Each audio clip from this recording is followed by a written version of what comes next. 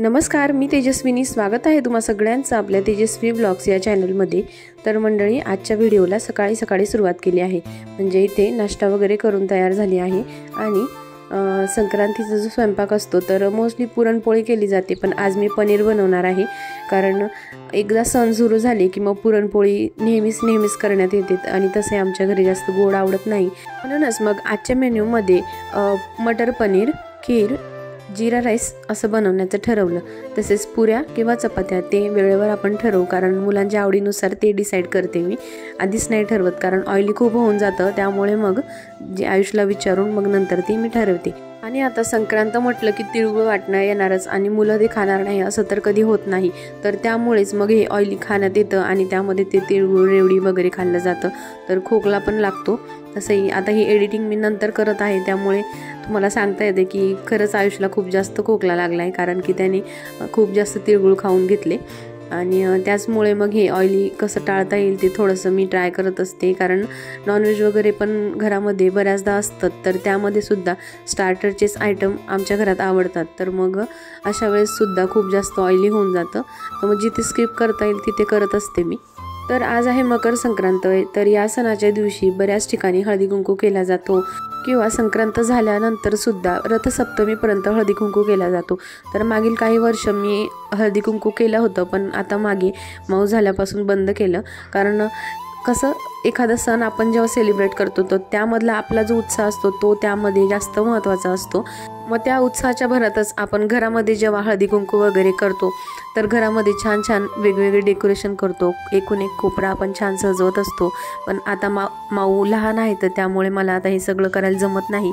त्यामुळे थोडासा इंटरेस्ट पण कमी होऊन जातो. आणि आयुष जेव्हा एकटा होता त्यावेळेस मी केलं, पण आता माऊ थोडी मोठी होईपर्यंत, थोडी समजदार होईपर्यंत हे सगळं आता काही काढणार नाही. कारण की थोडंसं काही आवरलं तरीसुद्धा लगेच ती सगळं पसरून मोकळी होते. मग ते करण्यात काही अर्थ राहत नाही. आणि आपण एखाद्या गोष्टीमध्ये अडकलो की चिडचिड पण मुलांची होते आणि थोडंसं दुर्लक्ष होऊनच जातं. म्हणूनच मग या सगळ्या गोष्टी आता काही वर्ष मी बंद केल्या आहे. तर आजची जी पनीरची भाजी आहे ती अगदी साध्या पद्धतीने केली. जसं आपण साधा कच्चा मसाला दळतो तसा मसाला मी दळून घेतला होता आणि पनीर थोडेसे फ्राय करून ते त्यामध्ये ॲड केले आणि मटर होते तर ते सुद्धा ॲड केले.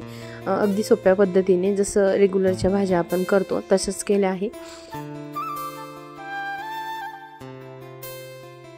तर चला, आता इथे माझा स्वयंपाक जवळजवळ अर्धाच्या वर तयार झालेला आहे. म्हणजे इकडे भाजीसुद्धा तयार झाली, इकडे खीरसाठी दूध आटायला ठेवलं आणि एका साईडला जिरा राईससुद्धा लावलेला आहे. तर हा सगळा स्वयंपाकाला सकाळीच लागलं की कसं स्वयंपाक पण लवकर तयार होतो आणि सकाळूनच असं काही स्पेशल मेनू बनवला की संध्याकाळी आवरायला थोडंसं वेळ पण मिळतो. जसं साडी वगैरे घालायची असली किंवा मुलांची तयारी करायची असली तर त्या सगळ्या गोष्टीसाठी थोडासा फ्री वेळ मिळतो.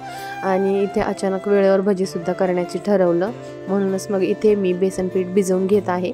तर फायनली मग चपात्यांसोबत पुऱ्यासुद्धा करायचं ठरलं, तर मग दोघे आयटम बनवून झालेले आहेत. आणि आता इथे मी पटापट गरमागरम भजी तळून घेते, कारण आता जेवायला बसायचा वेळ झालेला आहे. तर इथे माझा संपूर्ण स्वयंपाक तयार झाला आणि मस्त असं प्लेटिंग करून झालेलं आहे. आणि आता आम्ही जेवण करून घेतो. तर जेवण झाल्यानंतर थोडं 10 ते 15 मिनटं थोडा वेळ पडले, आराम केला म्हणजे. आणि त्यानंतर मग तयारी करायला सुरुवात केली. आता सण म्हटलं की घर स्वच्छ असणं खूप गरजेचं असतं, तर सगळ्यात आधी ते सगळं आवरून घेतलं आणि त्याचमध्ये भरपूर वेळ गेला. तर त्यानंतर मग शूट करायला सुरुवात केली. तर इथे आता माझी तयारी वगैरे करून झाली आणि आयुषचे मित्र आलेले होते.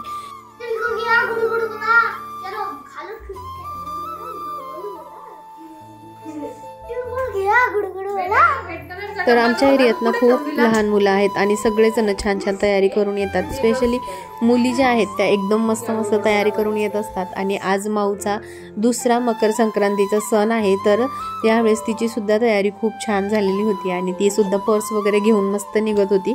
तर पुढच्या व्हिडिओमध्ये तुम्ही ते बघणारच आहात. संक्रांतीच्या आदल्या दिवशी असते भोगी, त्यानंतर असते संक्रांत आणि त्याच्यानंतर असते कर. आमच्याकडे कर म्हणतात आणि काही ठिकाणी किंक्रांत असे सुद्धा म्हणतात. तर असं म्हटलं जातं की या काही दिवसांमध्ये जर आपल्या घरामध्ये काही चांगल्या गोष्टी घडल्या तर सलग 3-4 वर्ष आपल्या घरात सगळं चांगलं घडत असतं. तसेच जर आपल्याशी काही भांडण झालं कोणाचं किंवा काही अशा चुकीच्या गोष्टी झाल्या तर सलग 3 वर्ष त्या गोष्टी आपल्यासोबत घडत असतात. म्हणूनच या दिवसांमध्ये सगळं कसं चांगलं राहील आणि कोणाशीही आपलं भांडण होणार नाही, वादविवाद होणार नाही, या गोष्टीकडे खरंच लक्ष दिलं पाहिजे.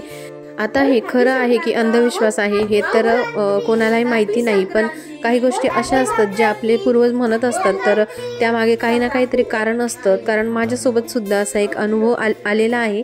कारण मी सुद्धा अशा काही गोष्टी मानत नाही, पण 1 वर्ष असंच आमचं सिलेंडर संपलं होतं संक्रांतीच्या दिवशी, आणि दर सलग 3 वर्ष तसंच तीच गोष्ट घडत होती. तर त्यामुळे मी थोडंसं या गोष्टी खरंच असतात, मी त्याला कधी क्रॉस करत नाही. तर चला, आता इथे आमचं तिळगुळ वगैरे देऊन झालेलं आहे आणि आता मुलं निघणार आहेत तिळगुळ देण्यासाठी.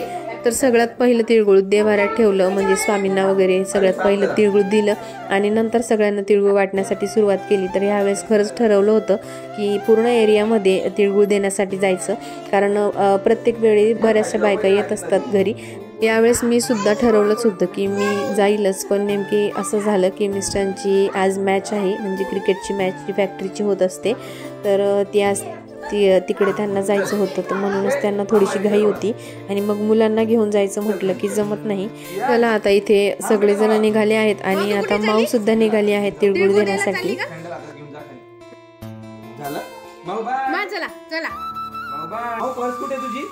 बेटा पर्स इथे लावा, गेला. चला चला आपण जाऊ आता. हा चला, बाय करून दे आईला, बाय कर, बाय बाय. तर मंडळी, अशा पद्धतीने आमचा आजचा मकर संक्रांती हा सण सेलिब्रेट झालेला आहे. भरपूर कमी लोक आले नाही, तर कॉलनीमध्ये कसं असतं सगळे एकमेकांच्या घरी जात असतात. पण आज मॅच आहे आणि मिस्टर सुद्धा बाहेर गेले, त्यामुळे मला सुद्धा कुठे जायला जमलं नाही. तर इथे आता मी तुम्हाला एक अशी गोष्ट दाखवते आहे जी बघून तुम्हाला सगळ्यांना आपल्या लहानपणीची आठवण होईल. ती म्हणजे ही बघा, इथे आयुष गेला होता तिळगुळ वाटण्यासाठी आणि सगळ्यांकडून जे चॉकलेट जमा करून आणले ते आता खायचं काम चालू आहे दोघांचंही. काय खाल्लं मागं? काय खाल्लं?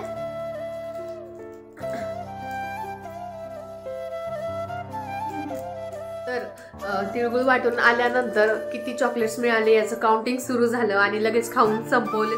माझी एक लहानपणीची आठवण मी तुमच्यासोबत शेअर करत आहे. जेव्हा आम्ही सुद्धा असं कॉलनीमध्ये राहायचो तेव्हा सगळ्या मैत्रिणी मिळून भरपूर ठिकाणी स्पेशली दुकानांमध्ये जायचो, जेणेकरून आम्हाला तिथे चॉकलेट मिळतील आणि कोणाकडे जास्त जमा झाले हे आमचं कॉम्पिटिशन असायचं. तर लहानपणी आपण जसं सगळे सण सेलिब्रेट करायचो त्यावेळेस आपल्याला एक वेगळाच उत्साह आणि वेगळंच वातावरण असायचं. ते कदाचित आता आपण मोठं झाल्यामुळे ती जी एक्साइटमेंट असते ती थोडीशी कमी झालेली आहे असं मला वाटतं. पण तरी सुद्धा अशा सिंपल साध्या पद्धतीने आजचा मकर संक्रांतीचा सण आम्ही सेलिब्रेट करतो. तर माझ्या सगळ्या यूट्यूब फॅमिलीला माझ्याकडून आणि माझ्या परिवाराकडून मकर संक्रांतीच्या खूप खूप शुभेच्छा. आशा आहे तुम्हाला आजचा व्हिडिओ आवडला असेल आणि व्हिडिओ जर आवडला असेल तर व्हिडिओला लाईक करा, चॅनलला सबस्क्राईब करा आणि उद्या पुन्हा भेटूया एका नवीन व्हिडिओ सोबत. तोपर्यंत बाय बाय.